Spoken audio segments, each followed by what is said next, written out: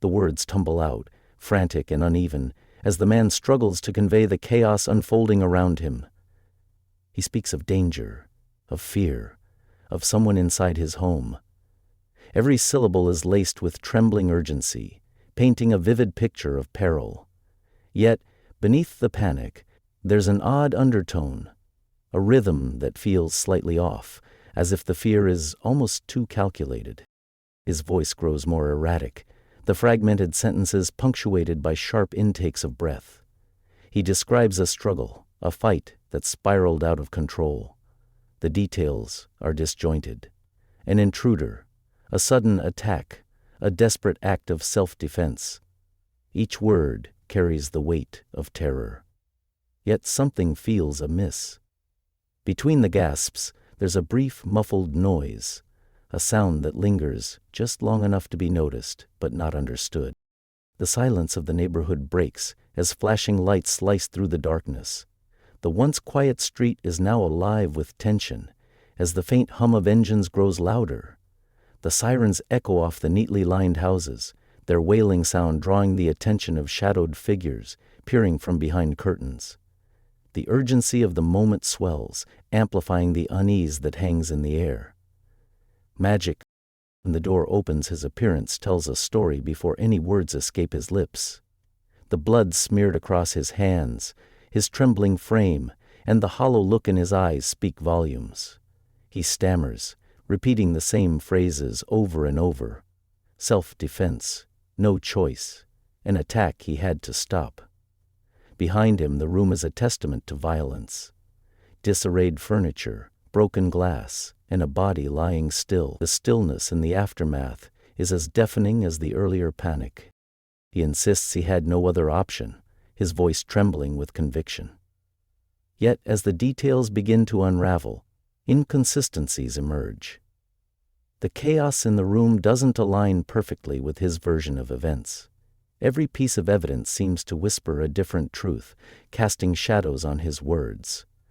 The tension grows as the unspoken doubts linger, unacknowledged but palpable. The focus shifts to him, to his face, to the cracks in his demeanor that deepen with each passing moment. There's a subtle shift in his expression, a flicker of something buried beneath the fear. It's impossible to ignore the lingering question that hangs heavily in the air.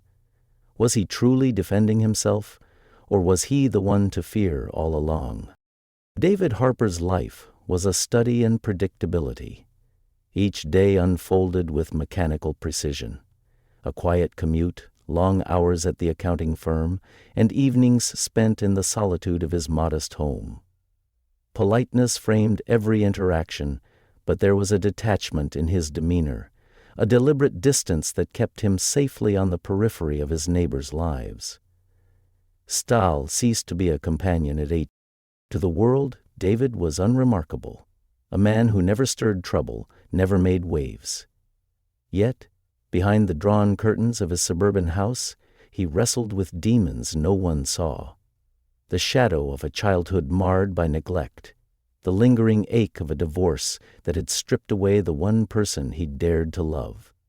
The silence he lived in was deafening, but it was also safe. Until Evan Greene moved in next door. Evan Greene arrived like a gust of wind, vibrant and magnetic, turning heads the moment he stepped into the neighborhood. He had an easy charm that made introductions effortless, a confidence that drew people in. It wasn't long before he knocked on David's door, a bottle of wine in hand and a grin that hinted at mischief. A door opened and David stepped forth. 10 minutes longer and the door. I figured it was time to meet the neighbors, Evan had said, his voice warm and inviting. Mind if I come in? David hesitated, unused to such directness, but he found himself opening the door wider. Sure. Welcome. Evan filled the room with his presence, effortlessly steering the conversation and making David laugh, a rare sound in the quiet house. The laughter felt strange, almost foreign, but David couldn't deny that it also felt good. What David didn't see was the calculation behind Evan's charm, the practiced ease with which he sized up people and identified their vulnerabilities. To Evan, David wasn't just a neighbor, he was a target. In the weeks that followed, Evan became a fixture in David's life. They shared dinners, long talks, and bottles of wine that stretched late into the night. Slowly, David opened up about his past. His father's cold indifference, his ex-wife's sudden departure, the crushing loneliness that had followed. Evan listened intently, his eyes narrowing slightly as David's words revealed the cracks in his emotional armor. "You deserve better," Evan said one evening, his voice laced with sincerity. "You're too good to let people walk all over you." The words were a balm to David's soul, though he didn't notice the way Evan's questions grew more pointed over time. "What's the hardest thing you've ever had to do? Have you ever trusted someone who betrayed you?" They seemed like harmless curiosities, but they carried a weight David couldn't quite place. They left David feeling lost. Evan's easy charm began to take on sharper edges. He started borrowing small amounts of money, $100 here, $50 there, with promises to pay it back soon. He invited himself over more frequently, overstaying his welcome and subtly mocking David's cautious nature. "Come on, David," Evan said one night, a smirk playing on his lips. "Live a little. You can't spend your whole life hiding in this house." David smiled weakly, unwilling to argue. Confrontation wasn't his strong suit, and the thought of losing the only friend he'd made in years kept him silent. But late at night, alone in his bed, the unease began to creep in. Something about Evan's behavior felt off, though David convinced himself it was harmless eccentricity. After all, everyone had their quirks. When, despite his best efforts, he finally fell asleep, the neighborhood had its share of gossip, and soon the whispers about Evan began to reach David's ears. A woman at the grocery store mentioned a vague scandal. A passing comment at the mailbox hinted at fraud. "I don't trust that guy," an older neighbor muttered one afternoon. "Too smooth. People like that always have something to hide." David overheard these remarks, but dismissed them. Evan had been nothing but kind to him, supportive, understanding, a lifeline in his otherwise lonely world. He clung to their friendship, choosing to ignore the growing unease in the back of his mind. As the weeks passed, the cracks in their friendship became harder to ignore. Evan began sharing details of David's personal life with others, small confidences twisted into anecdotes that left David feeling exposed. "I was just joking," Evan said with a laugh when David confronted him about it. "Don't take everything so seriously." The comment stung, but David let it slide. The pattern repeated, small betrayals that chipped away at the trust between them. Each one deepened David's sense of unease. Yet he found himself clinging tighter to the relationship, desperate not to return to the isolation he had known before. The charm that had once drawn David to Evan began to falter. Subtle manipulations emerged, calculated moves disguised as harmless gestures. Evan's questions took on a sharper edge, his presence in David's life more invasive than comforting. His proper gatherings proved to be a futile effort, and David felt ever more drawn to Jesse, and David began to wonder if the rumors were true. He started to notice patterns, small lies, inconsistencies in Evan's stories, moments where his mask slipped just enough to reveal something darker beneath. The tension between them grew, an invisible thread stretched taut, ready to snap. And in the quiet spaces between their conversations, David began to ask himself a question he wasn't ready to answer. Who, exactly, was Evan Greene? And what did he want? Evan's presence became a constant in David's life. He had a way of asking questions that felt like opening a pressure valve. Conversations were effortless at first, light, surface-level chatter. But over time, Evan's tone would shift, steering David into deeper waters. "You've been through a lot, haven't you?" Evan asked one evening, his voice low and inviting. David hesitated, but then nodded. "I guess. Life hasn't always been kind." Evan leaned forward, the glint in his eye almost imperceptible. "You're stronger for it, though. Most people would have crumbled." Encouraged, David spoke of his failed marriage, the nights spent staring at a half-empty bottle of wine, and the gnawing sense of failure that followed him everywhere. Evan listened intently, nodding at all the right moments, offering sympathetic murmurs. What David couldn't see was how each confession gave Evan another tool, a map to the places David was most vulnerable. His cell was locked in his addiction, his past defined by his present.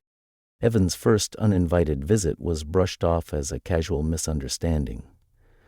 "I figured I'd save you the trouble of cooking tonight," he said, holding up a greasy bag of takeout. David had smiled, albeit thinly, and let him in. The visits became more frequent. Before long, Evan was hosting impromptu gatherings at David's house, filling the rooms with unfamiliar faces and loud voices. Guests treated Evan like the host, laughing at his jokes and following his lead. "Great party, huh, Evan?" someone said, clapping him on the back. David, standing awkwardly by the kitchen counter, felt a pang of resentment. The next morning, as David cleaned up the mess left behind, he found himself rehearsing words he'd never say. Confronting Evan seemed impossible. Losing the only semblance of friendship in his life felt like too high a price. When Evan introduced David to Lila, it felt like a lifeline. Her bright smile and warm laugh were a stark contrast to the loneliness that had shadowed David for years. "She's perfect for you," Evan had said with a wink, nudging David forward. David had dared to hope. Until Evan's charm turned the tide. Within minutes, Lila's attention had shifted entirely to Evan.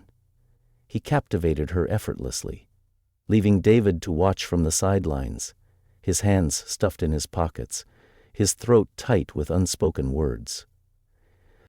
That night, lying awake, David tried to dismiss the jealousy gnawing at him. It wasn't Evan's fault, he reasoned. Some people were simply magnetic.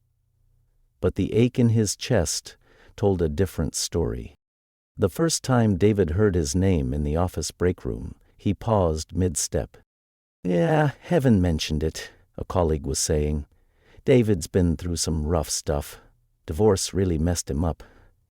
David's stomach dropped. He hadn't told anyone at work about his past, except Evan. At a neighborhood barbecue, the whispers continued. A passing comment about David's trust issues sent a cold wave of realization through him. Evan was using his pain as gossip, sharing personal details under the guise of casual conversation. David's trust began to erode, replaced by a creeping sense of betrayal that he couldn't shake. David started paying closer attention to Evan's stories. The cracks were subtle at first. Dates that didn't match, names that seemed to change. Late at night, David sat at his laptop, his face illumined by the cold glow of the screen. Searches for Evan's past revealed threads of fraud and manipulation, accusations buried in local news archives. Conversations with neighbors uncovered more. A landlord left unpaid, a woman who disappeared after Evan drained her bank account. When David confronted Evan casually, testing his reaction, Evan's charm didn't waver. "People love to exaggerate," he said with a laugh. "I've got nothing to hide." But David's suspicions solidified. The man he had welcomed into his life was more dangerous than he'd ever imagined.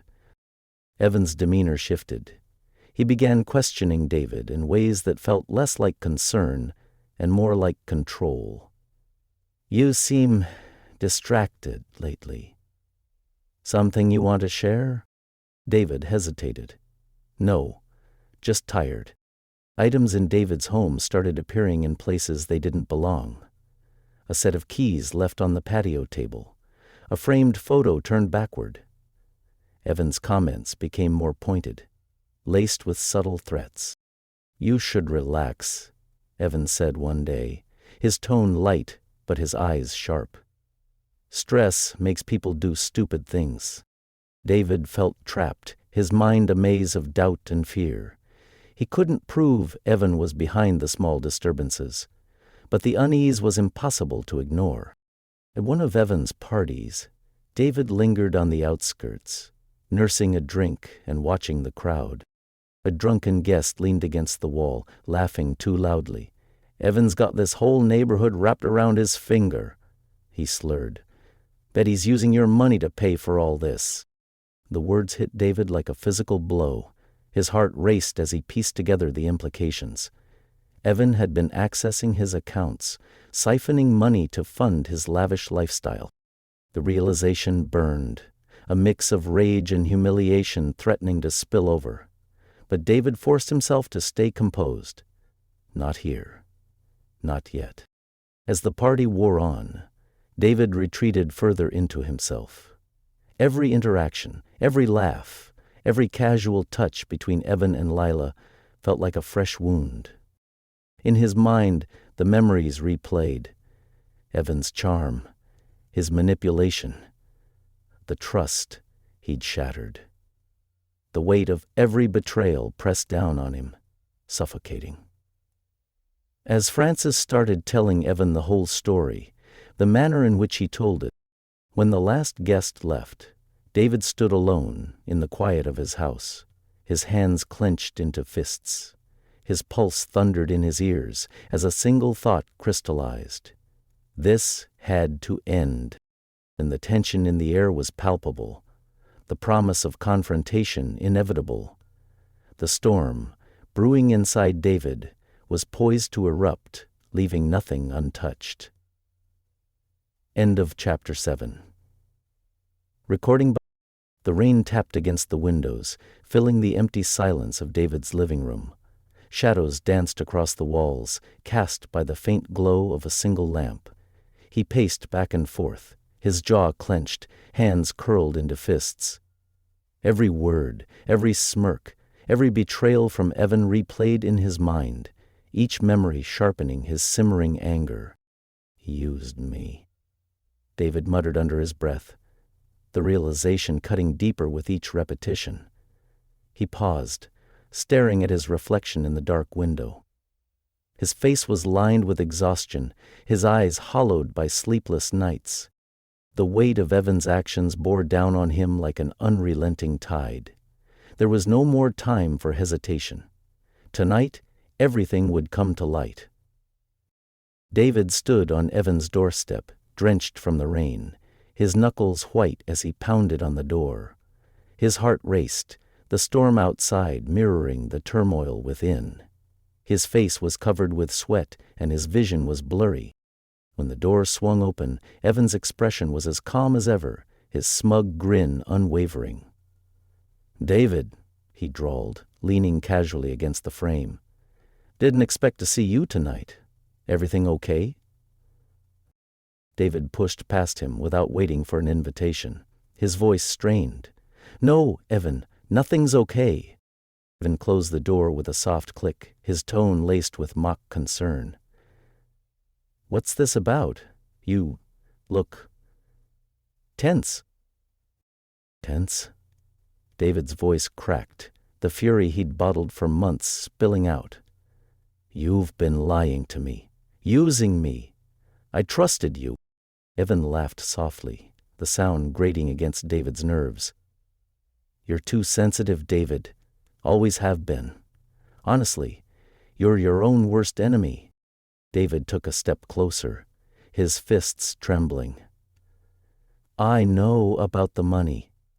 I know about everything." Evan's smirk deepened, his voice dropping to a chilling monotone.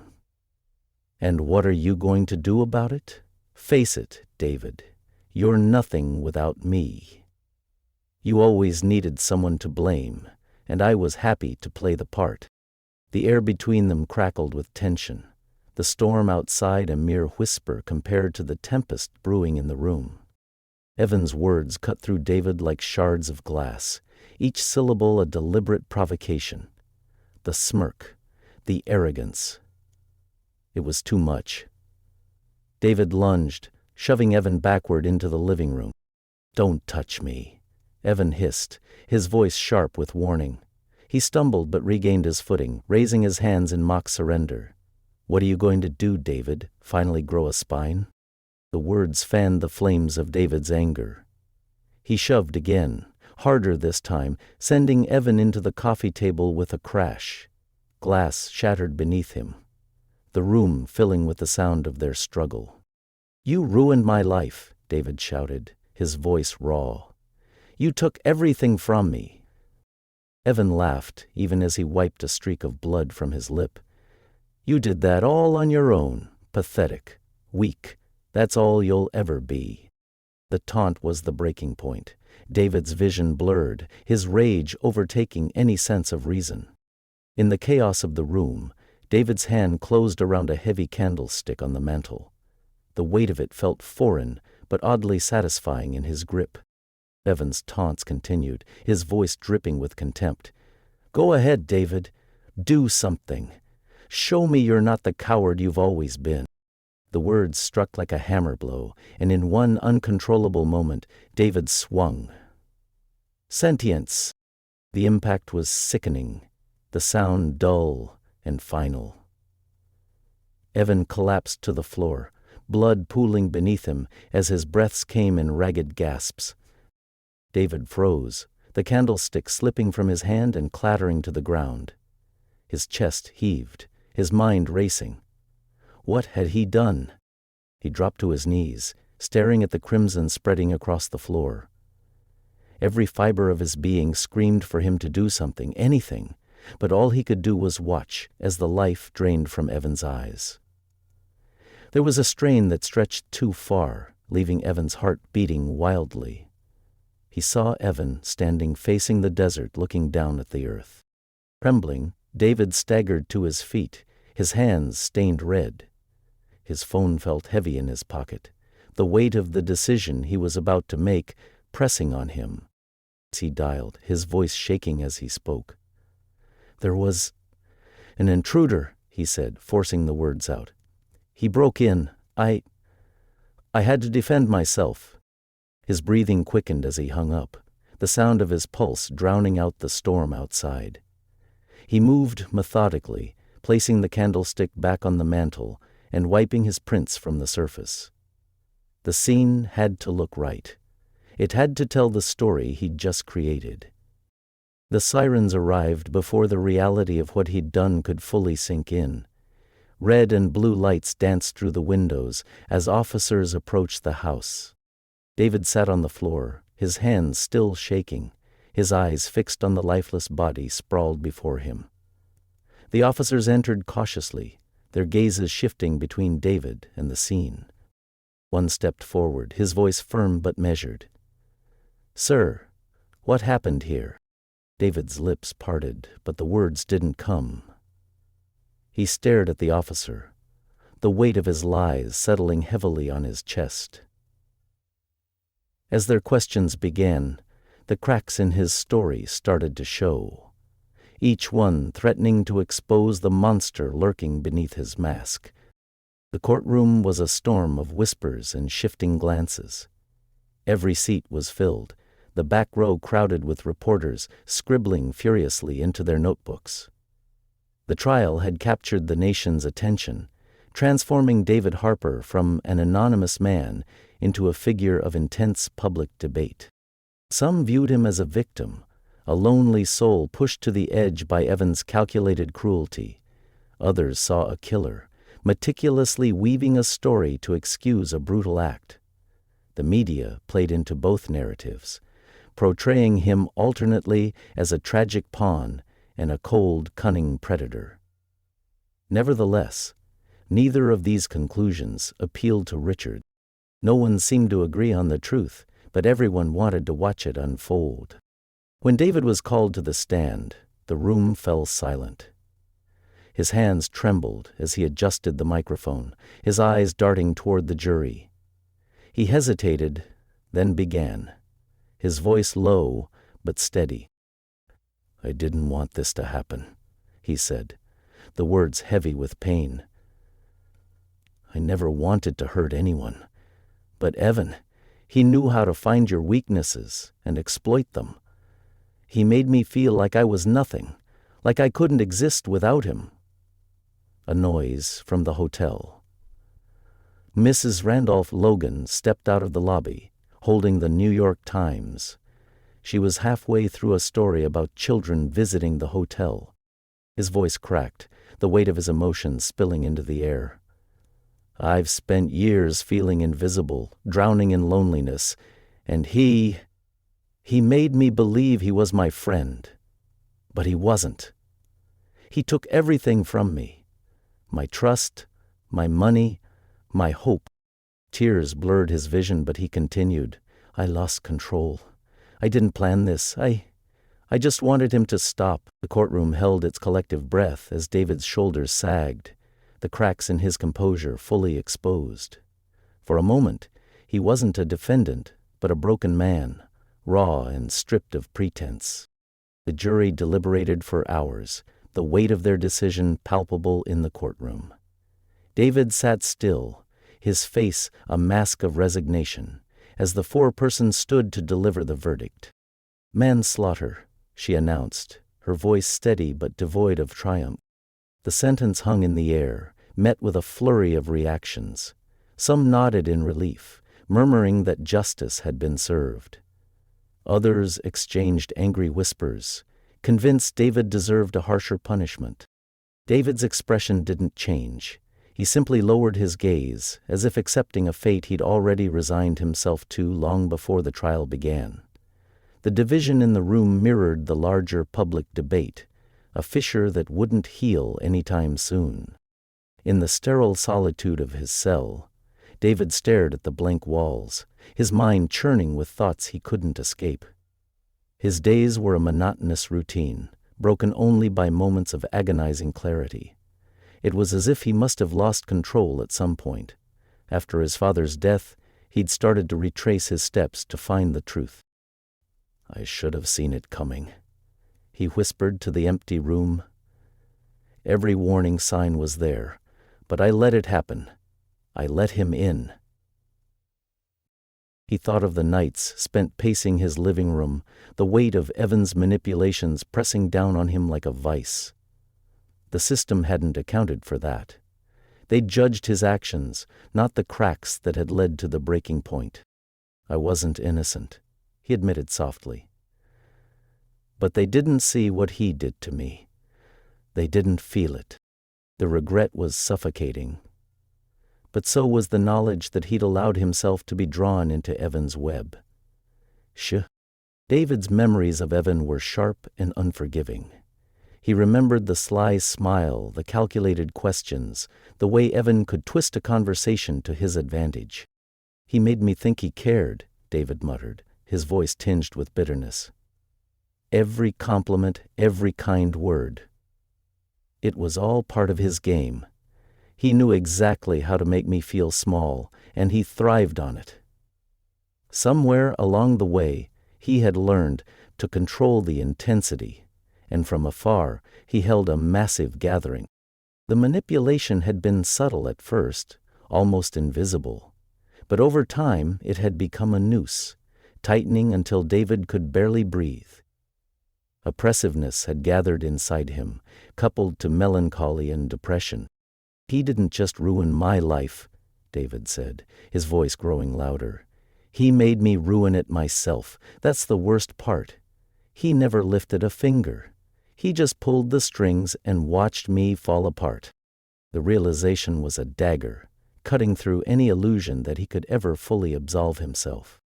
As the hours dragged on, David sat on the edge of his bunk, his face etched with remorse.